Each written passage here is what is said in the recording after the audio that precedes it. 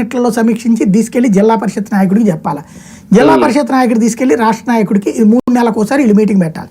వీళ్ళు వారానికి ఒకసారి, వాళ్ళు 15 రోజులకు ఒకసారి, వాళ్ళు నెలకు ఒకసారి, వాళ్ళు 3 నెలలకు ఒకసారి మీటింగ్ పెట్టి వీటన్నిటిని సమీక్షించి వీటన్నిటి మీద మాట్లాడి ఆ టైంలో ఒక్కొక్క మండలం నుంచి ఒక్కొక్కళ్ళని పిలవటం ఏడాదికి. అదే సమయంలో జిల్లా మీటింగులకి ప్రతి 2 నెలలకు ప్రతి నెలకో 2 నెలకో 3 నెలకో ఓసారి మీటింగ్లు పెట్టడం, కాస్త భోజనాలు ఖర్చు అవుతుంది అంతే కదా, పెట్టి ఎప్పటికప్పుడు వాళ్ళు మాట్లాడుకునేటట్టు ఉంటే నాయకుల కీలక మధ్య ర్యాపోలు పెరుగుతాయి. ప్లస్ నాది నా పార్టీ అనే ఫీలింగ్ వస్తుంది. ఫీలింగ్స్ లేవు ఇక్కడ ఎవరికి కూడా.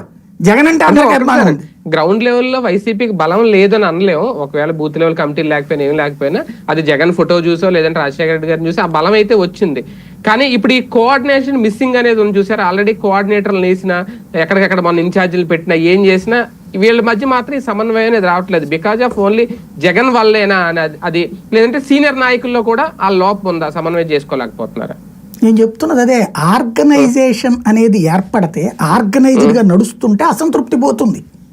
అంటే జగన్ జగనే వెళ్ళాలి ఇంకా గ్రౌండ్ అలా కాదండి. ఇప్పుడు నేను చెప్పిన ఈ వ్యవస్థలన్నీ ఏర్పాటు చేస్తే అప్పుడు దానికి తోడు వారానికి ఒకసారి జగనే టెలికాన్ఫరెన్స్ పెట్టడం, జగనే వీడియో కాన్ఫరెన్స్ పెట్టడం,